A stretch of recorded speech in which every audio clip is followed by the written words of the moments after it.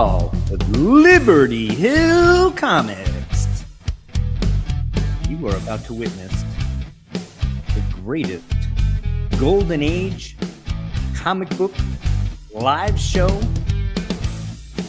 in the 1218. What's up, guys? Hey, guys. Did I get it right? It's the 1218, right? No. Sure. No, you know, like the Fantastic Four, they're in the 616. Yep. But the universe that we live in that doesn't have superpowered beings, I believe, is the 1218. Somebody in the chat correct me. I don't know. What's the canon? You know, what are we looking at here? Yeah. I mean, it's the only canon that matters. I guess so. Yeah. How are you guys doing? It's great to see you. Great. Doing good. As you can see, I'm in the hotel room. I'm on the road again. But Where are you coming from, Larry? I am in lovely Greenville, South Carolina today. In fact, I nice. just got in a couple hours ago. I flew in from Belgium, and I'm a bit on the, you see the eyes. But I'm awake enough for the show. At least you look like a sexy grandpa. Oh. A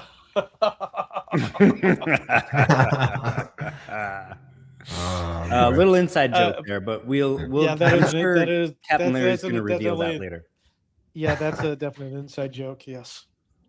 The captain of the Silver Foxes Club. Something like that. What an amazing day! I am wearing the colors of my team. Nice. Because we're starting the playoffs tonight. Are you wearing the matching underwear? Of course. I grew up in the era of, underoos and Garanimals, so I'm always matching. I don't know what to think of humans that aren't matching. Yeah, I bet you probably wore a onesie as a kid too. Oh, as long as I could. Yeah. And then I wrestled in high school, so... Oh, that's a onesie. I wore a onesie all the way through. And then I did a little bit of wrestling in college. So yeah, I was like legally drinking and still wearing a onesie. So that's a visual I did not need. Yeah. I'm doing great. Good. Captain Larry is in South Carolina. You can find him at Flying L Comics, YouTube or Instagram. And Phil, how are you, man?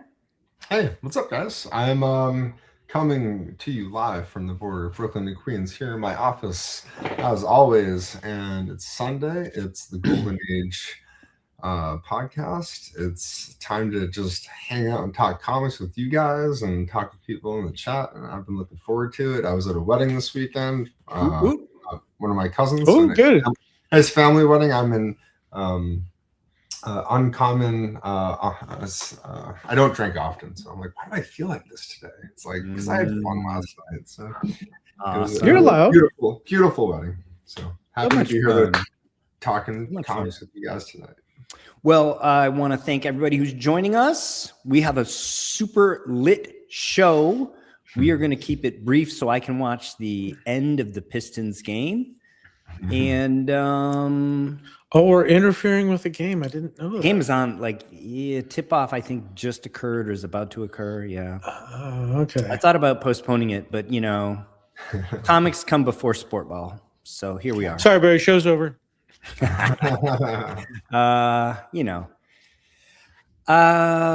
We have sponsors of this episode to thank. So if you are watching this show right now live, and thank you for doing so, looks like at least 20 of you have tuned in so far and you're still queuing up. You're watching it ad-free thanks to the following gentlemen: Jim Colo J, Bingham of Lucan, Don Carter, Salesboy Comics, You Plucked My Last Comic, and Gorilla Monkey 3K. And we already have a sponsor for next week's episode. Woohoo! Collecting Chaos, who had a tax bill last week, but is doing better this week. Congratulations. Thanks. I'm happy to hear it.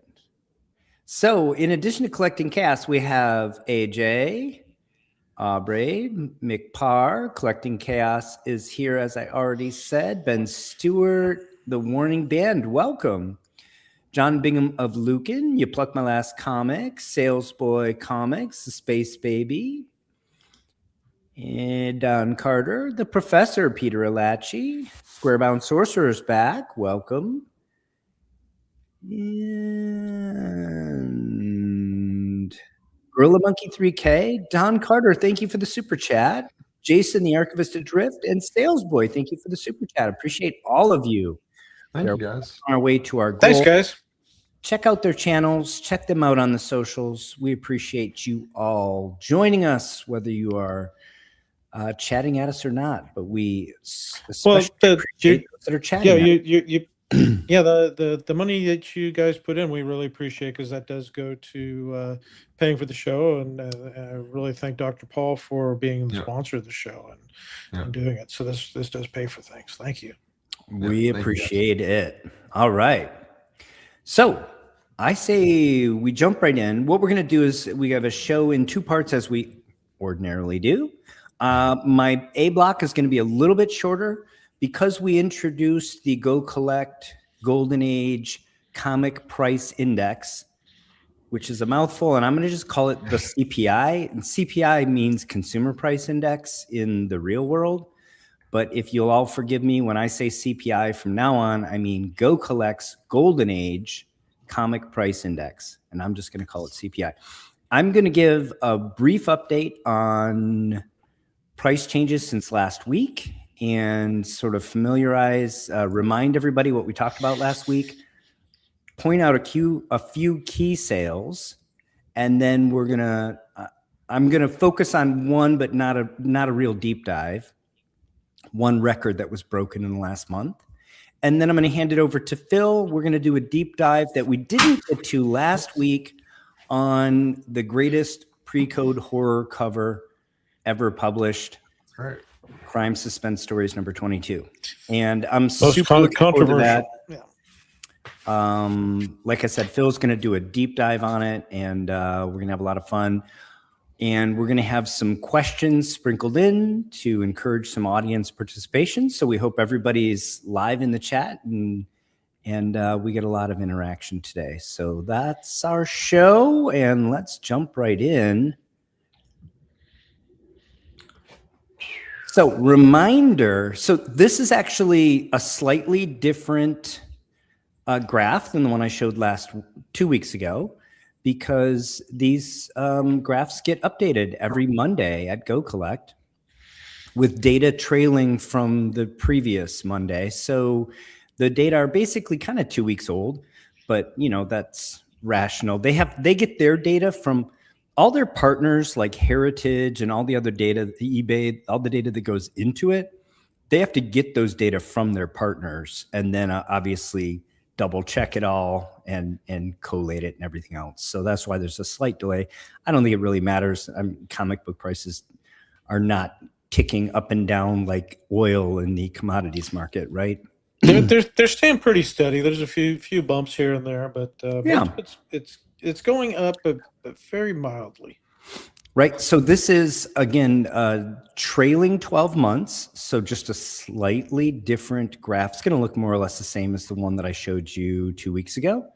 If you look at this graph, you can see Golden Age, in contrast to Silver Age, Bronze, a lot of moderns, has been just steadily ticking up, has been staying flat to very slowly climbing. If you look at the low from 12 months ago, it was on the CPI was 49.25, and the high current is 50.67. That's a delta of 136 points, or 2.76% in the trailing 12 months. That's approximately inflation. It is not appreciating. That's true. Yeah, it's not appreciating faster than, for example, the S&P 500, especially when you consider dividends. However, as a hedge, the next time the S&P 500 gets a 20% haircut, Golden Age comics are not going to take a 20% haircut. So it's a reasonable part of your portfolio. And one thing I wanted to point everybody to here in terms of what we're going to talk about today is if you look between the February 16 print and the March 29 print, there's what looks like kind of a big jump up. And I want to talk about that jump today. And then we're going to focus on some of the books that created that jump.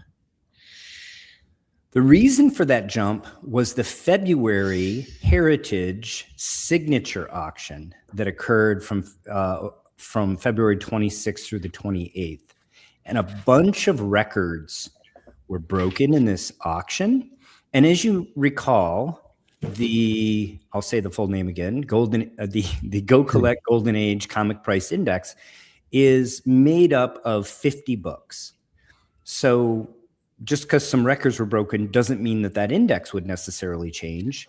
But in fact, there were 7 books that broke records fairly significantly that are in the index. So we're going to point those out. Those 7 books are what created this jump here in the graph in the last month here, or well, 6 weeks, I should say. So here are the 7 books. Crime Suspense Stories 22. That's our B block, and we're going to do deep dive on that. I'm just saying it's the greatest pre-code horror cover of all time, maybe the most significant pre-code horror book of all time, although you could point to maybe some earlier ones, or I think you could make an argument that there are other more important books, but I don't think you can make a cogent argument that there's a better cover, frankly, for me, hands down. And you see that bump there in the local graph for Crime Suspense Stories 22. That's the record sale, and Phil's going to talk about that in depth. Startling Comics number 49. This is the Bender cover. Man, I would have liked to have purchased this about 20 years ago because this book has just been unbelievably on fire for the last 15 years. And it took another big jump up at the February signature auction for Heritage. Yeah. Did you want to say something? I was going to say I've bid on that particular book at least 4 times and lost every time. It's incredible. You know, Alex Schomburg, late in his career, did these airbrushed sci-fi covers for the Neater publications. And he signed them all with his name backwards, which is Zila, which is kind of in keeping with this sort of weird sci-fi vibe, right? But that's Alex Schomburg. And then right below it is probably another Schomburg cover because it's Marvel Mystery Comics number 9. It is. I can guarantee look that's at the contrast of the styles, right? It's insane. Awesome. That book also sold a record in this auction, as did Black Cat Comics number 50, another amazing pre-code horror cover. You see that bump up there. And Eerie number 1, you see the bump up there. Widely regarded as the first horror comic book. And Suspense Comics number 3, another one of the standout covers in pre-code horror. I think many people would say that it is up there in terms of the statement that I made about Crime Suspense Stories number 22. And I think it's a reasonable sort of conversation to have. Again, you see that bump from that record sale. And then we had a record sale in Tech 31, which is a book we've talked about many times. So we're not going to do a deep dive on it. But I'm going to go through just this record-shattering auction and talk about the book just a tiny bit and just to wrap up our A block. So 7 books, a couple questions just to stimulate conversation. Which of those record breakers is your favorite? And also, anybody want to shout out that they own any of them? And while folks think about that, I wish. I mean, some of those, they're not all completely out of reach, right? Well, the Bender cover, that one's pretty steep. I just like it because it's. I mean, they do say that that is what they pulled the Bender character was from that. It's amazing, right? Cover. Yeah, yeah, amazing. But the suspense was probably the most iconic one, because I mean you've got red hooded Klan members with Nazi swastikas on their shoulders. They got Yeah. bondage. You're getting ready to run a knife through. You got a guy there shooting machine guns. I mean, it's Schomburg covers. Well, that's not Schomburg cover, but those covers are so busy with detail, and you just don't get that anymore.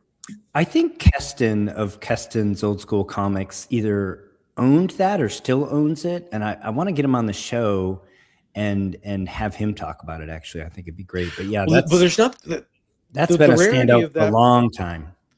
That book, there's not that many of them floating around. I mean, it's a ghost. Yeah, it is a ghost, and it's just the ones that are there. Everybody knows who owns them. Yeah. So let's say hi to Silver Spidey and Aaron Conyers. Welcome to the show. Let's see. Jason says, Ghostly Weird 122, contender for best horror cover? That's a good one. Space Baby says, William J. Lambier Jr. will always be an AA hole. Sorry, just is. The thing about your sports team is you can acknowledge that that's true, and he can still be your a-hole, right? Like, there's a reason they were called the Bad Boys. Jason says Keston does own Suspense 3 still currently. Wow. Nice. Yeah. I don't own any of them. Any of those record breakers. Me either. Yeah. No, I would be bragging. Yeah. So one thing that I thought was really interesting, this is the graph from 2 weeks ago when we talked about the CPI, and I talked about the distribution of books in the CPI. So more than half of the 50 books are superhero books. And then I think it was 11, so that's a little bit over 20% are pre-code horror. And then the rest, the other 30%, is made up of funny animal, sci-fi, kids, Western, teen humor, right? Mm-hmm. One would think just if books were all moving up and records were being broken, that maybe the distribution of records broken would be similar to the distribution of books in the index. However, we had 7 big record breakers, and 4 of them were pre-code horror. 2 were spandex type, and 1 sci-fi book. So one of the reasons I like to look at these data is because this is telling you as much of a tear as pre-code horror has been on since the pandemic, it's not slowing down. Pre-code horror is still the books that are breaking records, and they're good investments. Yeah. And pre-code horror, frankly, is what is leading the index higher right now. And again, I love making these little sort of analogies to other investing asset classes. But if you think about the S&P 500, it's been all over the place recently. But you can think of periods during which the Mag 7 were on the mat and they were just flatlined or down for 6 months. And then the energy stocks took off and they led the index higher, right? And then there's a rotation, and software's been on the mat, and the chip manufacturers have taken off and led the index higher. So that is always happening in markets. And that is, if we think of the S&P 500, there are 11 official sectors. If you think about the CPI here for comic books, there are 7 official sectors. And right now, the sector leading the index higher is pre-code horror, followed by spandex, followed by sci-fi, at least in this past, this quarter. I thought that was really interesting. I don't know what you guys think about it. Well, all I know is those are 3 books right there that I'd like to own. Yeah, you think? I didn't pull them randomly. I feel like it's kind of just in accordance too, because this has been going up since COVID. I mean, it's had like a natural increase, over time anyway. But especially in the original art world, not even necessarily pre-code horror, but especially pre-code horror and like the extreme examples, the prices on original cover arts and interior pages, just like Bronze Age covers that used to go for $3,000 just before COVID, that are going for $15,000 or $20,000 now. I mean, that's substantial. Let alone you see some of the like the Lee Elias covers, the Chamber of Chills covers that were going for north of, I think, $700,000 or $800,000. Oh yeah. That's remarkable. I mean, that's competing with superhero covers too, really. So it goes to show in the same way here how they're able to kind of compete with the men in tights outside of this world too, in that market.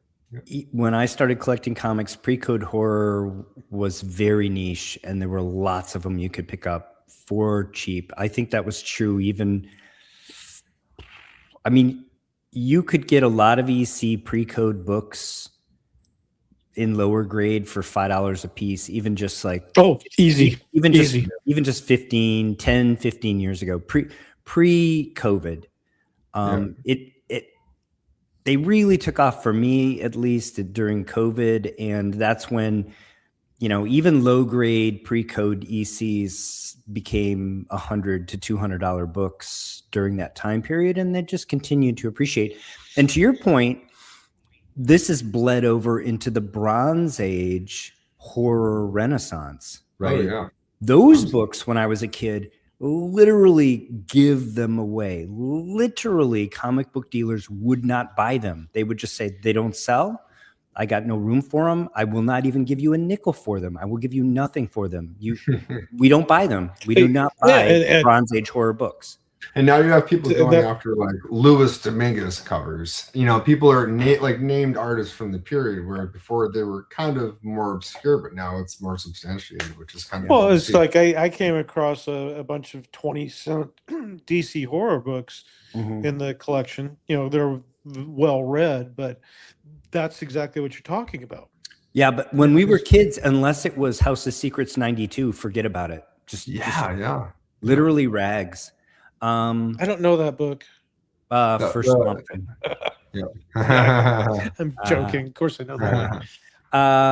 I wanted to point out Silver Spidey's comment, because we talk about a lot of big books, but I do want to emphasize that everything's been reprinted somewhere.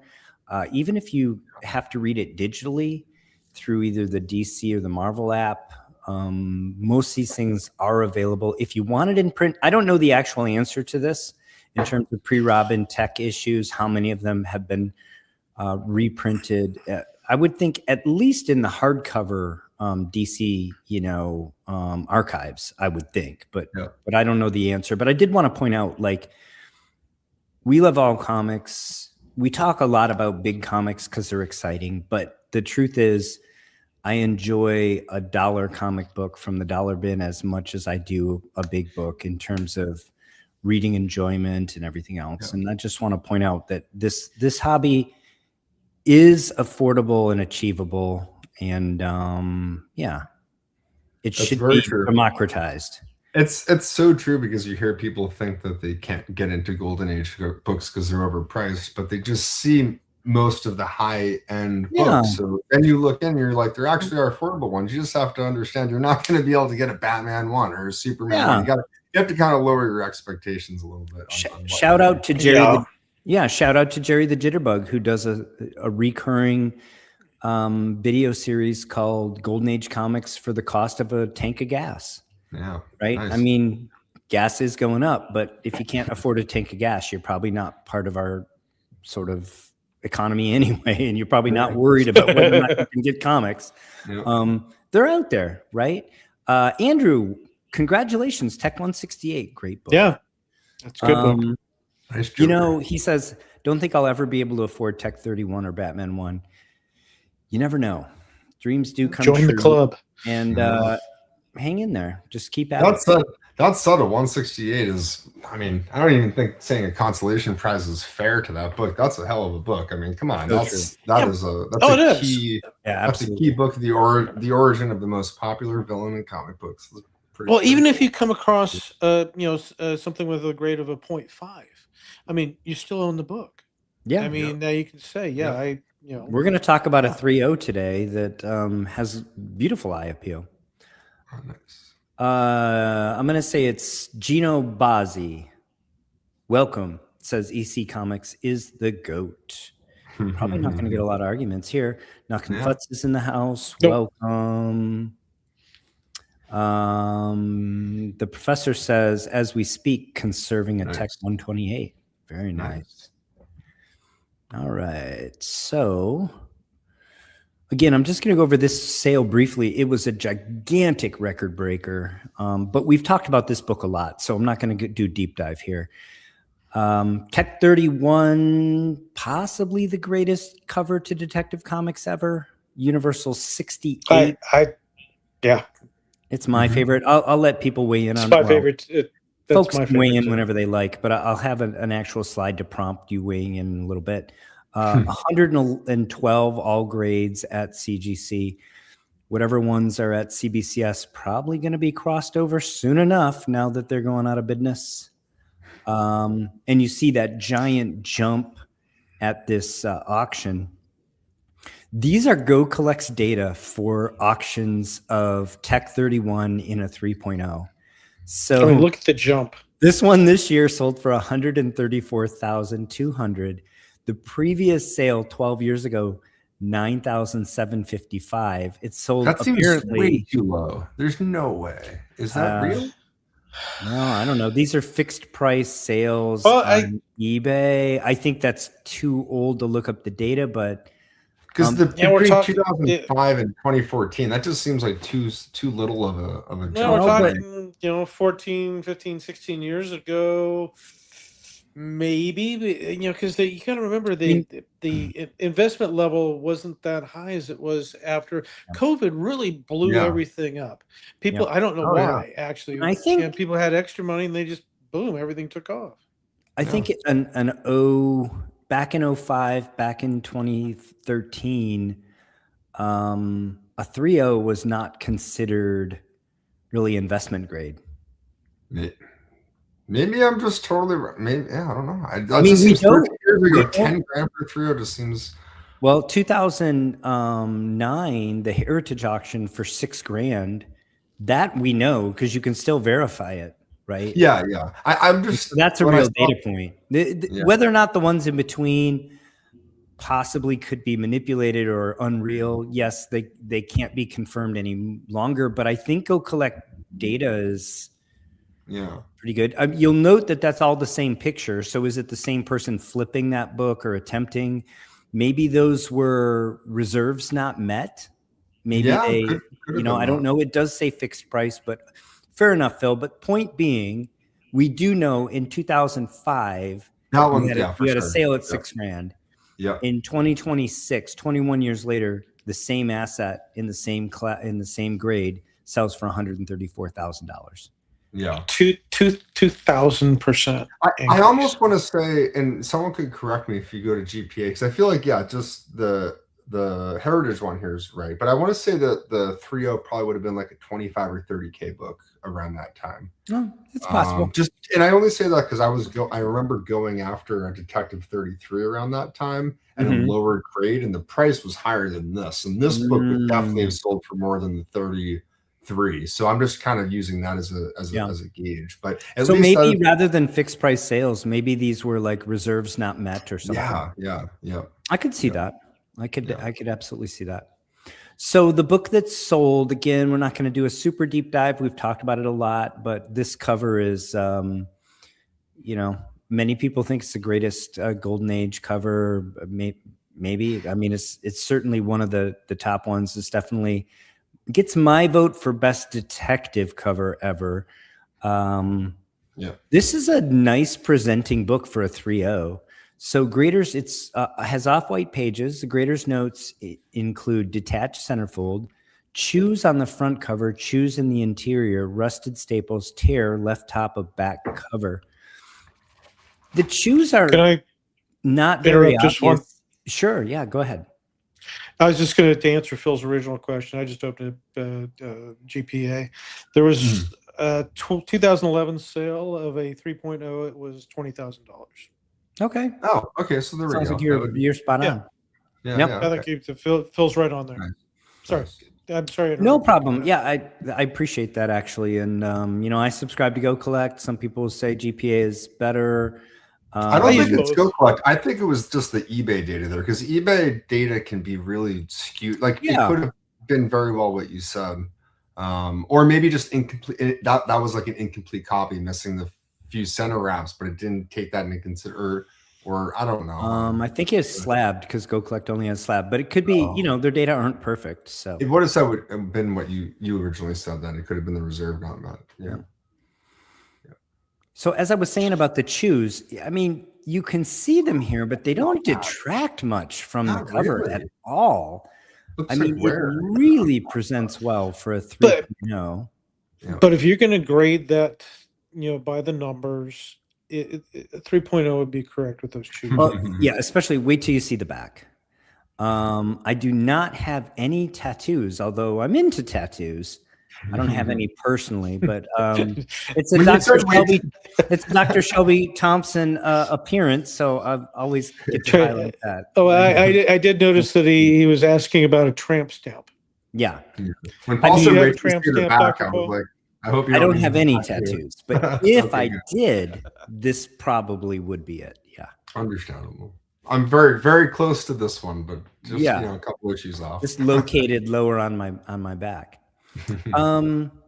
Again, look at the bottom of this cover, just phenomenally preserved with just a little bit of chew on the bottom right here. Not even enough to disturb Bob Kane's signature.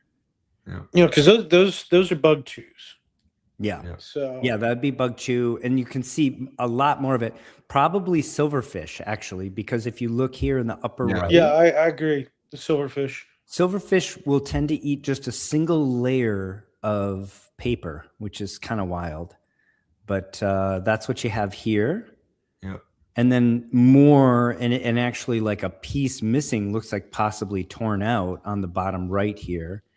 That's a tear out there. But man, I mean, overall, it's a beautiful book. What a nice copy. I don't know if it's $134,200 book, but we just talked about the greatest cover of all time. So I guess it's the next time that book sells, it'll probably be $150,000. Oh, I think the person who won this, you know how Heritage will have like a make me an offer situation. Oh, yeah. I think it's like over 200K. It's a big number. Well, the make me an offer is actually an automatic algorithm that Heritage puts on. You just say, are you willing to sell this? Yep. Yes, and then they take and add it 50% on top of it. Yeah. And so that's where they come up with some of these crazy numbers. Sure. It is cool to see like offer declined of this amount. So in certain things you can see a past history of like, that's wow, true. 5 years ago someone sent in an offer, and whether or not they got it or not, clearly someone was interested in that number, and that is sometimes useful data to see. Yeah. Man, what a price on this book though. That's right. That's for a 3.0. You're not just a casual collector here. No, and look, I mean, again, we talk a lot about whether or not a book is a grail. I don't know. I mean, when we talk about Golden Age books, I could see anybody saying that this book is their grail. But in terms of like major Silver Age, or rather Golden Age books, it's not in that 7-figure club. It's really, frankly, hasn't even been close, any sale of it. When you look here at like what makes it a key, first appearance of the Bat Plane. Okay. First appearance of the Monk. I'm not even sure where he fits in the Rogues Gallery. First appearance of Julie Madison. That's not Vicky Vale, and that's not anybody else. Hey, what do you got against Julie Madison? No, I mean, hey, come on. Right? So for this book in a 3.0 to go for $134,000, I think that it's selling based on the cover. frankly. Well, for right? me, it's it's Well- the iconic Batman, with the oversized ears. But the one thing is, you look how we went through that stage where we had the broadband of the name of Detective Comics on top, where they didn't take the character or anything and interfere and lay it over the top of it. Um, all that art would be sitting below it. This is one of those books where it's right in front, in your face. He's popping It's off the just cover. such. Yeah. It's Yeah. popping off the cover. Thank you, Phil. And Yeah. you've got the scowling Batman there. I mean, it's just such an iconic piece of art. Yeah. Yeah. Absolutely. I love the moon. I love the wispy clouds. I do love talking specifically about the popping off the cover, the fact that the art intrudes on the trade dress, and even how symmetrically it intrudes on the trade dress. Look at the ears perfectly poke up into the top point of the M and into the eye. Yeah, masterpiece. Yeah. Any word on whether or not Bob Kane really did this? I mean, we know it was signed by Bob Kane. I know. We'll I know never there's know. controversy Yeah. there. Yeah, we'll never know. You know what I could say? I could say that he probably drew the little mountainscape there, and then maybe the Batman itself looks fleshed out, but the Red Hood and the woman is way too good. There's no way he drew that. Absolutely not. He paid someone $2.50 and a sandwich, and they drew that, and then. For those of you that don't know, Bob Kane came from privilege, unlike a lot of the other creators of this time, and actually had attorneys represent him in terms of his intellectual property. And that's why, for example, long before you would see it on the Superman stuff from Warner Brothers, you have always seen created by Bob Kane on everything across any media format, because that was in his contract over 80 years ago. That said, I'm throwing up 3 other iconic covers of Detective: 27, 29, and 35. And again, we've kind of talked about all these before. I'm open to folks, shouting out others as well, of course, in terms of ones that rival 31. We know where Phil lies on this one. I think for me personally, 29 and 35 are actually both also superior to 27, although I like 27. But yeah, I'd love to get other people's thoughts and inputs on this, and then we'll wrap up this segment and do a little housekeeping and move on to SuspenStories 22. Yeah, I personally am not digging the Tech 35. I absolutely like the 29 and the 27. But yeah, 29 out of the 3, I would say and I know Phil's got a tattoo there, but that's not why. I like the array of because honestly, but I think 29 is the worst. I think that the wings I'm like, what? Like if the wings on 29 were like the wings on 33, I'd be like, holy crap, that would be the best one, bar none. He's swinging in the window, kicking the bad guy. You got this. I mean, you have everything. These are the wings on 29 are like the Da Vinci hang glider type wings. Exactly, not a bat. They're bat not wings, like a bat wings, it's I get it, but also I think 27 is underrated because it's so iconic. Kirby decided to imitate the stance of the hero holding the bad guy as he's swinging for AF-15. I mean that it's just such a homaged image. It's like and I honestly can't even think of really where this might have even happened first. This might be really the birth of that type of image, and it's almost so simple we kind of overlook it, but it is. I do have a preference for that over him kicking the bad guy, even though it's action related, just because that's like heroic, and it kind of transcends everything. But. Yeah, I can see that. One other interesting thing, and throw 31 back in here. These are the first 4 Batman covers, and they're all quite different. right? They're going for different looks, different layouts, different style. Everyone. Yeah. A lot of variety, right? I think in part they were trying to see what works and what sells, but I think that's pretty interesting as well, that they're all so different. The 35, I think, is interesting with the hypodermic needle. As many people know, there was kind of an obsession in this time period with the hypodermic needles. So I think that's kind of neat. I think his cowl there is everything. I mean, that's it really, that it's just so badass. That cover is better than, on its own, is better than all of the Superman covers around this period. You still talking about 35? Yeah, it's just such a I mean, how is it? It's like night and day. This is like a I mean, this is why he's called the Dark Knight. Yeah, you know. Well, it also has the most sort of modern take on Batman of the 4 covers we're talking about as well, right? Like this is the closest of the 4 that he is to his sort of modern interpretation. Yeah. And just like up close and personal, that's the closest we see Batman on a cover for the first time. Yeah. You know, literally. So Jeff Jack, welcome to the show, says Batman 11 for me. Fair enough. Jason says 33 is fantastic, as is 36. 35 is so bad that Kane almost certainly did it freehand without swiping anyone else.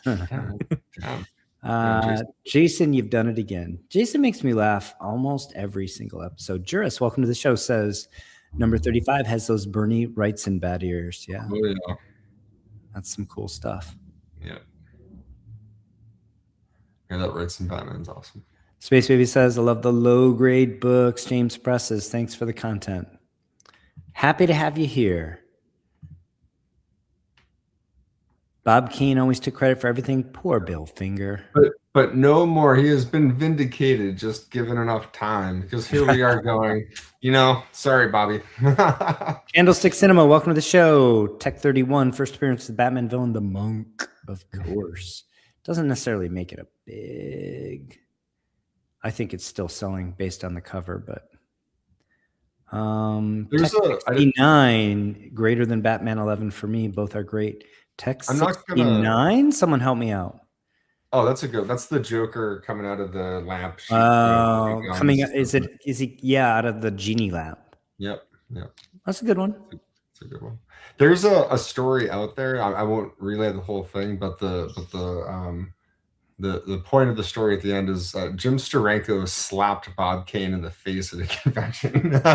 so and Steranko is he has such a good reputation. You know, he's like, you know, he still goes to cons with his glasses, and he's just very, you know, fan oriented. He loves all that. And yeah, he's also like a musician and a magician and an escape artist. A bit of a renaissance man, it seems. Yeah. Wild stuff. All right, so that was your A block. I hope you enjoyed it. I want to say thanks again to everybody in the chat. If you're in the chat and you haven't checked in yet, please do so. We'll shout you out. Thank you to all of our super chatters. We'll give you shout outs at the end of the show. And if you are enjoying the show, whether you're watching it live or you're going to watch it on demand, please give us a thumbs up, leave us a comment. We do appreciate it. It helps us get the show out to a wider audience. And with that, I think we'll move on to our deep dive on Crime Suspense Stories 22. And I'm not sure which deck you're starting with, so I'll let you launch it, Phil. Let's give Phil the floor. Hey, I wanted to start off with that was a copy that I did some work on a couple years ago, and I thought it was a nice. See all these pretty copies. There's one that was well loved, and we never see them raw. So man, that too. Never. Yep. It's also got that awesome production cut with that white line on the left showing. That's not a spine roll. That's just a miscut. This was just during an era of get that thing off the production line and get it on the stand so we can sell it for 10 cents and get that dime. So can you imagine being a kid in 1954 and having that on the newsstand and seeing that? You'd have to have it. I don't know. I probably still would have been given my dime for the spandex stuff. But it's definitely shocking. So what I wanted to do was just do a little bit of justice for the title itself, and just kind of show where this book is placed within the title, and why, and kind of how it even came to be amongst the other covers and the creators that made this book possible. So Crime Suspense Stories title ran from October, so it was bi-monthly. So it ran from October, November 1950 to, right up to the end, right when the code was published, February, March 1955. The title had a creative team of William Gaines, Al Feldstein, and Johnny Craig, who did the majority of the covers. So not all of them, but most of them. And the others were picked up by other in-house notable artists, like Feldstein, Evans, and Kamen. And here, for your viewing pleasure, is I believe all of the covers from this run. I've got a few of those. Yep. I do too. I got them, well, except for Crime Suspense 20, which I showed off last episode. The others I literally picked up back when you could find these in the low grade and the dollar bins. Yeah. I mean, it was more like $5 bins, but yeah, I didn't pay more than that for any of them other than my copy of number 20. Nice. I after seeing these for so long, because I've been seeing these books, I guess since I was like probably 10 years old, so 25 years for me. And when I was like a teenager and I was picking these up for like $20 for like a good copy, or like a VG copy was like 35 or $40. It was kind of the manager at the comic store I worked at was kind of introducing me to the different artists and the titles and then the stories, and little things that you wouldn't even pick up until you see them all spread out like this. Like there's a reason why some of them stand out more than others, right? You have the masthead that takes up about a third of the whole cover because they wanted it to stand out on stands, so kids knew that's the one that I want to get. That's Crime Suspense. What's the title? That's the title I want to get. But for our own collecting pursuits and wanting to kind of show a nice big image, there's certain ones here that stand out more because they don't have word balloons with the characters talking, so some of those, that one little facet can be the difference between an image really standing out a little bit more. Oh, we seem to have lost Captain Larry. Yeah, I'll keep an eye on Adam back when he returns. So figured this was just a good put it out there. Just a nice question in the comments if any of you guys have a favorite EC artist. I know that it can be a little intimidating. Some people might say, well, I know some of these notorious covers, but I don't even really know the artists specifically. I think that like the Grand Comic Database is a really good tool that I've used quite a bit to kind of help educate myself on the different artists. And there wasn't it wasn't like there was dozens of artists at EC, but there was a good handful of them that have their own unique styles. So. Yeah, I'll say for my part, just to get us kicked off, I like Feldstein. I also really like Wally Wood. So for me, as much as I think the pre-code horror is very cool, it's not my main jam. I'm actually kind of more drawn toward the sci-fi books, the pre-code sci-fi stuff. The fantasy books. Yeah, the fantasy and sci-fi. And I think it was Wally Wood there that really kind of, resonates with me. How about you, Captain Larry? Oh, no, I definitely like the Johnny Craig work and Wally Wood.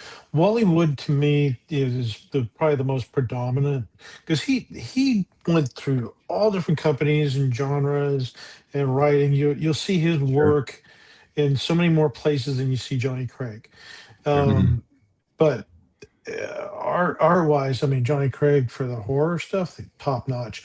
But the Bollywood fantasy stuff, especially the ones with the rocket ships and aliens, nuclear weapons going off, and they're And racing, rocket ships and dinosaurs at blowing the up same time. rocket ships and dinosaurs and monsters and spacemen and Yeah. Yeah. there's the one with the guy with he's got all the frozen women on his ship and Yep. Yeah. That's a good. Yeah. When I think of what I think of, like a space capsule where he has all the little diodes and knobs and all those little details. Like that's one of the areas that he really like kind of shined and Sure. showed a lot of what he could do.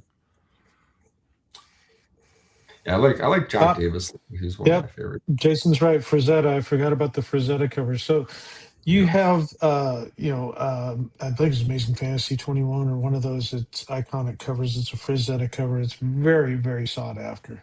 The Weird Science Fantasy. Weird Science. Weird Science. Yeah. The weird hybrid title before it got canceled. Yeah. Mm-hmm. Yeah. What does he do? I've 3 or 4 total covers for EC? Yeah. Something Not like that. many. Just as they got canceled. Yeah, they definitely count, and obviously they're standouts as well. Yeah. Yeah. Weird Fantasy. I used to own a copy of it. Weird Fantasy. I want to say 20. It's the one with the blue masthead with a woman running in the foreground with a space monster with a guy. That's 21. 21. Thank you. 21. Yeah. I've got one. I've got a 6.0, I think. I think that's a Frazetta Williamson cover. Yeah, that's probably the most sought after Frazetta cover. Yeah, it's great, and it's still fairly affordable. I mean, well, yeah, they're getting up there though. Harvey Kurtzman, yeah, Kurtzman, yeah, I forgot about Kurtzman. So these are kind of some of the standout ones from this run, and it's really kind of easy to see why.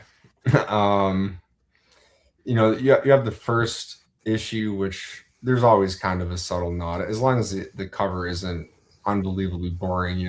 Almost always that becomes one of the key issues of a run that people want to get. And in this one, it's got that kind of film noir, aspect kind of going on. And then the other 3 are just so self-explanatory. I suppose that's true. Somebody's got a cat. We know who that is. He just muted. Yeah, just trying to shush her. I was just away for the weekend, and they just are so sad when I'm gone. So right now they're just like, why are we not hanging out? I don't get it. Bill, we didn't know you were a cat dad. I knew that. I didn't know that. Yeah, 2 little guys. Yep. Yeah. Oh yeah. Aren't these covers awesome? I mean, come on. Isn't it so easy too? Just to go back real quick, once you can see these and make them out, no offense to some of the other ones, and there are some other like 16 is pretty solid. 6 is also pretty standout. So again, nothing against the other ones, but it is easy to see kind of over time why maybe towards the beginning the prices were more level, but then there were parabolic jumps really because people realized if they could only get a couple, or they're gonna get a few other covers here. 19 also, the drowning cover, that's just brutal. The one on the bottom left, that's one that's started to see kind of bigger jumps because just look at it, it's brutal. Yeah, that's one of the ones I own. Yeah, I've got one in a state of repair. All right, so let's get into this issue. And I got some photos after this, but this is just kind of a little text education. So we got the cover by Johnny Craig, and then these are the 5. So there's 4 stories, and then a 1-page text story that I had to give a nod to by the great Marie Severin. Oh, cool. So in each and every package, you had Reed Crandall doing the first story here. Johnny Craig oftentimes would do the stories in this, but in this issue he did not. So you're not saying in each and every issue, you're saying that's the title of the first. In each and every package, that's the first. Yep. I think it's easier. Let's just look at them here. So this is the yeah, I figure this is nice. We always see the covers, but here's the first page to each of these stories. If you haven't read these before, go read them. It's a treat. They're dense too, right? You can read a modern comic book in 3 minutes, but you can barely read the first page of one of these stories in 3 minutes. So as you can see, these are commitment, but it's a lot more value too. Yeah, they're text heavy, but for a reason. You really do get quality art and quality. As long as you're not trying to get something that's just images, you get really the best of both worlds here. Absolutely. The draftsmanship of these illustrators was over the top, right? These are people that were classically trained, by the way, before photography was widely available, right? So photography existed, obviously, since the 1800s, but it wasn't affordable. It was literally cheaper to hire somebody to draw a picture than it was to be able to afford to get a photograph of something. So these are folks that were trained in that era when you learn to illustrate things to properly sort of convey what they look like because folks couldn't afford a photo. And it shows like this is not the sort of art we have today. It's cut from a different cloth. Yeah, the caliber here, if you were to just look at each page, it's the quality of each page here. You could compare, no offense to some modern covers, but I think there's more of a looser modern style right now amongst a lot of artists, and it just on a technical level, it's just like night and day, really. Yeah. And to a question a lot of people like to ask sometimes, does the inside have anything to do with the cover? Like, what a bummer it would be if this book especially, they're like, yeah, there's not even a story inside, there's nothing to do. Look at that that left image. I'm just saying that top right panel looks suspiciously like something's about to happen there. That looks very much related to the cover that we all have seen on this book.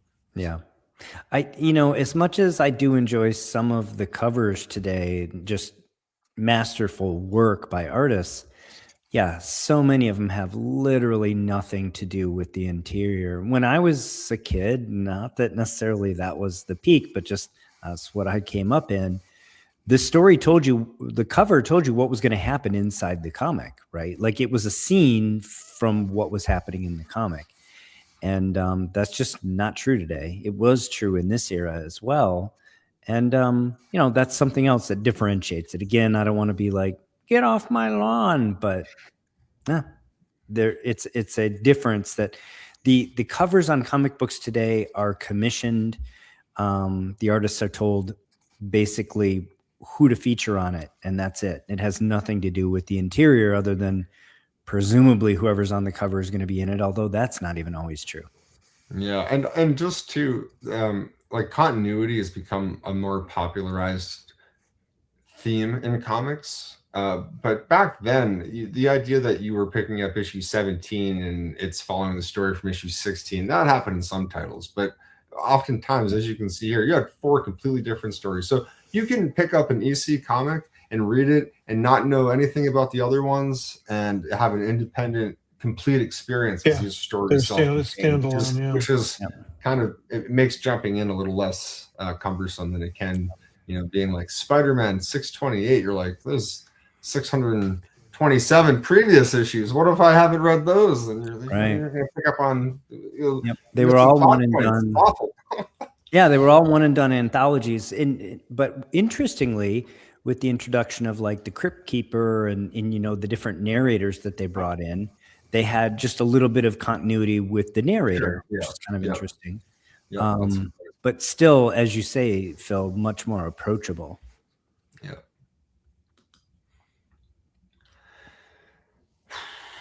All right. So really, why is this book even notorious? This is just a little bit of a breakdown about why.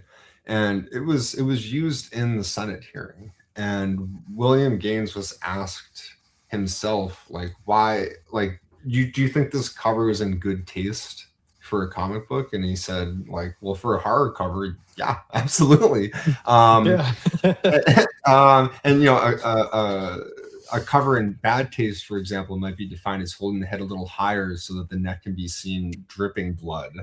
So he's like, there is a level, and to that point, the original version of this cover was rejected by Gaines for being too bad. So yeah, I was just going to mention that. Kind of they already said, like, look, we know that there is some line, and showing a bloody axe is one thing and showing the head is another thing. Just don't show the leave a little bit up to the imagination. But even that was clearly too much. And I think if you were a parent back in the day and you saw your kid reading this book, I don't know if I would be as impartial as I am now. This is if my 8-year-old had this cover, I'd be like, okay. There's also this discussion. The blood on the axe is black. They did in the original it was red.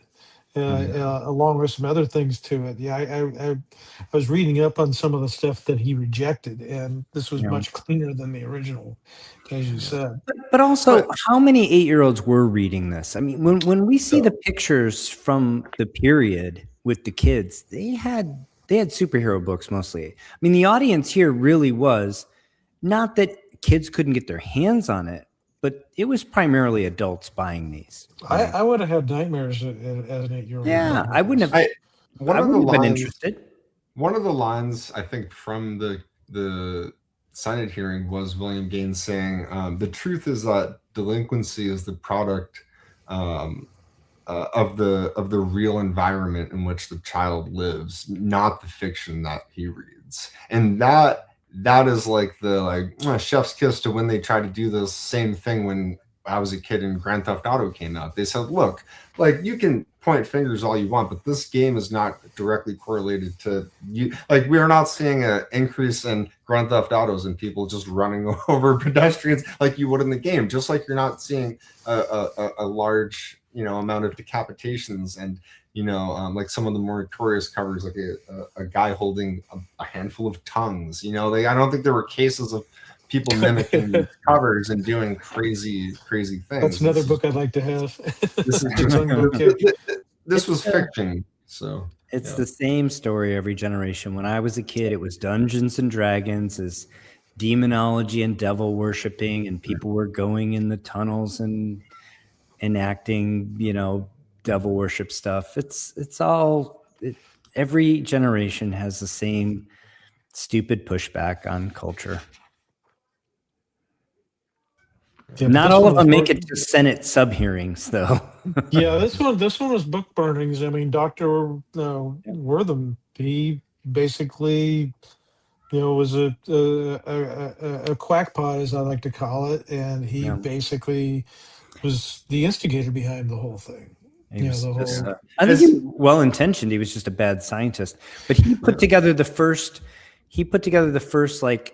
Society of Karens across the United States, and they drug little red flyer wagons through the neighborhoods and collected all the comics and dragged them all to the town square and burned them. Well, the funny thing about it is in the later years, Wortham totally did a 180 on what he did here in the hearings. I mean, he backed away and actually endorsed some things. So that was interesting. Yeah, he was a like any bad case of the court of public opinion, though, it's objectively not great when one of the lines from the hearing was, "You have blood coming out of your mouth," and the reply is, "A little." So, I mean, it's.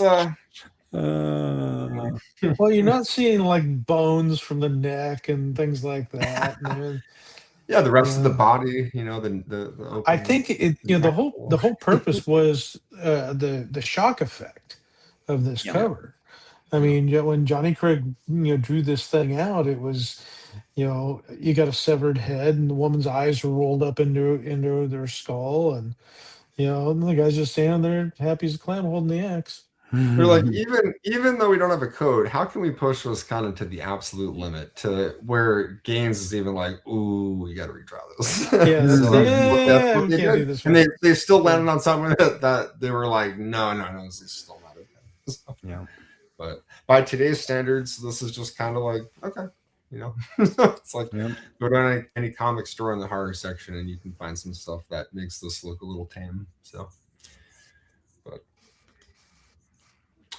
let's look at the census as of 2 weeks ago when I pulled this up. You have just over 500 total, which really is a decent That's amount. quite a bit, let's not forget that quite a few of the books that we've looked at when we're looking at census, the kind of two almost extremes are like early 40s where you can have like 40 or 30 copies in total, and then the 60s, Spider-Man's, Fantastic Fours, we were having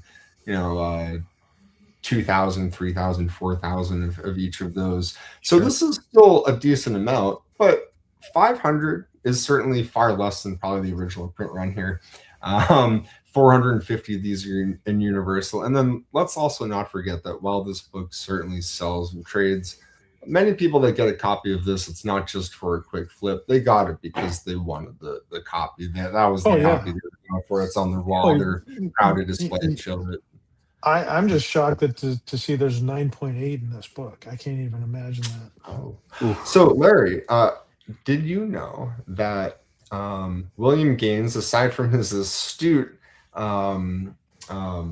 vision kind of what he wanted to create and hire some of the top tier artists and writers and adapting, Ray Bradbury stories and all this other stuff, he had the foresight to keep file copies of every book, multiple file copies that are numbered. And that is one of the reasons why there are a skewed number of high grade copies of all EC books versus if you other, can manage other titles that didn't have file copies. Yeah, if you I see a Gaines file copies come up for auction quite a bit, and they're just usually really, really high grade, definitely 9+. And, but to your point, even at 9.8, even if it's a file, that's pretty crazy because I can't even imagine without bags and boards and archival storage and preservation and all those things that we kind of can take for granted now. Oh, I think because it's just one. I mean, you're looking $500,000 book almost. Yeah, it's kind of wow.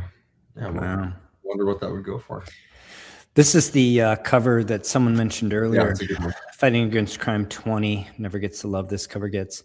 I don't know what the market is like for that book, but it doesn't get quite the same acclaim. I guess it was Fighting Against Crime 20 featured prominently in SOTY or in the Senate subcommittee hearings. I think a lot of the collecting that's done here is based on those. And, we featured the Dirty 24 last episode and talked about that a little bit. I think a lot of collectors key on that. I don't know the answer. I'm just kind of bringing it up. But yeah, that's the other cover. That's the man disposing of a corpse down a manhole with holding the head as the cop car kind of barrels toward him. What was the one with the bouquet of tongues? We mentioned that earlier. I can't remember. I don't know that one. Yeah, I was reading. The guy's holding the bouquet of tongues, and it's a horrific cover. It's also a Johnny Craig cover. He did that cover as well. It's a really weird esoteric. Maybe somebody in the audience knows the name of that book, but yeah. Hold on, give me 1 second.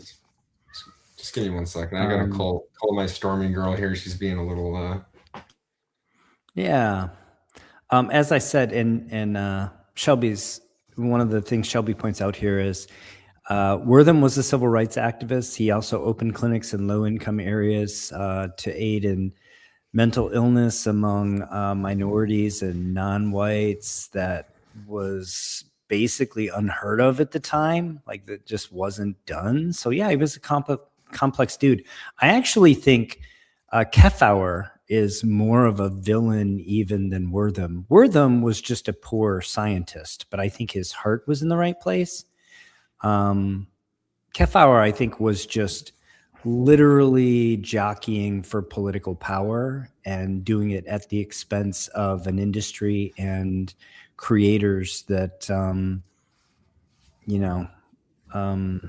were his victims. But that's just one man's opinion. And this is absolutely true. Thank you. Gorilla Production 73 says another half-full argument it wouldn't be so valuable if it wasn't for all of his actions. 100%. On that point, that is in fact why they are so sought after now. Anyone in the chat ever owned a copy? I've almost owned several copies. I've been on a few. I've never. Yeah, I'm such a bargain hunter, and I'm not a huge. This isn't my jam, as I've said before. So I kind of would love to own the iconic books, and that's why I own Crime Suspense Stories 20. But no, I've never owned it. Let's look at some sales, and we'll start with some not super high end, but still substantial sales.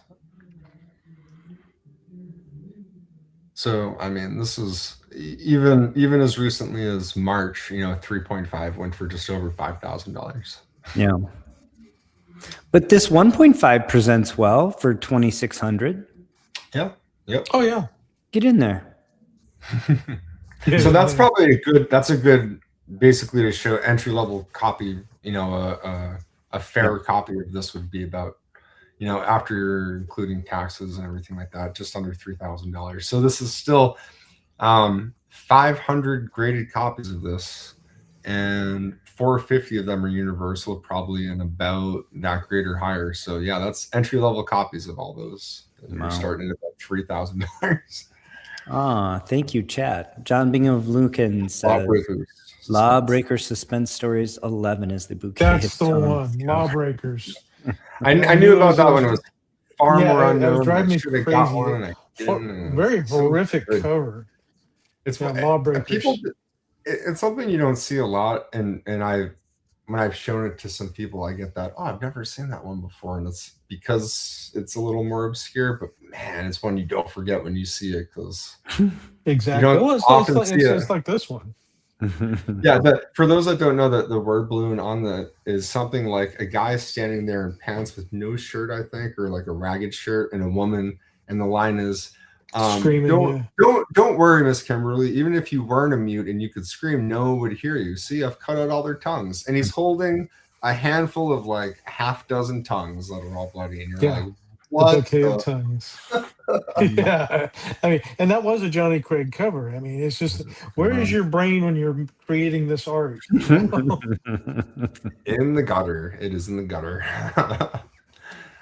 Here are a few more. Geez, just real quick, I just want to highlight this is nuts. Just look at the overall hue of the reds on these, and then jump up to some of the higher grade copies, and like, wow. There's some big varieties there. Yep. I mean, you got to think of this book as being 70 years old. There's some level of, people wanting to display and show their copies, and this just natural fading over time. That's the thing. Just sitting out in your room, the kid wants to read it, or us putting it on our shelves. Yep. But man, hey, look at that 9.4 sold in September 2024 for $90,000. 90 G's, baby. Just for the cover again. That's Gaines file copy. Yeah, that's excellent. How many file copies were there? I mean, it looks like at least 2, just based on these data, because we see the 8.5 are file copies. I've seen from what I've actually, and then this 9.2 is a file copy. I've seen at least 3. The certificates that are included with the books. I've seen it as high as 12 total copies for a book, but it ranged. It wasn't always that many, but I believe the number usually was somewhere between 8 and 12. But definitely I could be correct. I've acquired some file copies from of other books, and I found out they weren't. I thought it was like a one of a kind thing, and come to find out they're not that rare. So, yeah. Still one pretty of cool. only a few, but Yeah, still, still pretty sort of cool. one of those. Yeah. Collecting Chaos, I, like you, have held a number 22 once. I've enjoyed this vicariously through others by holding a copy. It is fun. Yeah. And this is just, I think, kind of the last slide here to show, and then I'll throw up just a those fun are thing. some homages. You know, Yeah. Yeah, this is just a couple of them. I pulled this just from a Go Collect article, but this was a cover that even 70 years later, artists are still looking at for inspiration. That Wolverine cover kind of in the center there is a very desirable side after variant cover. Yeah, as well as the Lock and Key cover to the right there. I'm not familiar with Kitty's Cat House Horror. No, I'm not familiar with that one. And then I thought, hey, you know, what a way to end it than to show this. Yeah, so look at that. At your discretion, if you want, you can go to comicartfans.com and search Crime Suspense Stories 22. And if you scroll down, you'll see this posted in the gallery of Jim Halpern. And man, it's just to see just the line art. I think it looks just as good. Yeah, with like the color did chef's kiss to them too, because oftentimes you can sometimes look at just the black and white like this and say it looks better. I think this is a rare example where it looks almost as good published too, but undeniably here it is just. No, I definitely like the black and white. I mean, you can see the hair on the guy's arms. I mean, the detail. Yeah. Unreal. Do we know when this last crossed the auction block and what it sold hammered for? This was sold privately, from what I know. Wow. Jim Halpern, isn't he like the guy from The Office?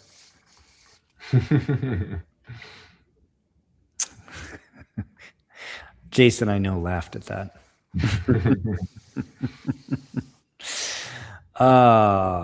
What a piece. Yeah. Well, I learned some things. I enjoyed that, Phil. Yeah, it was great. I mean, that was a good job. Hopefully the audience did. Hopefully the chat seemed to be engaged. So, wow.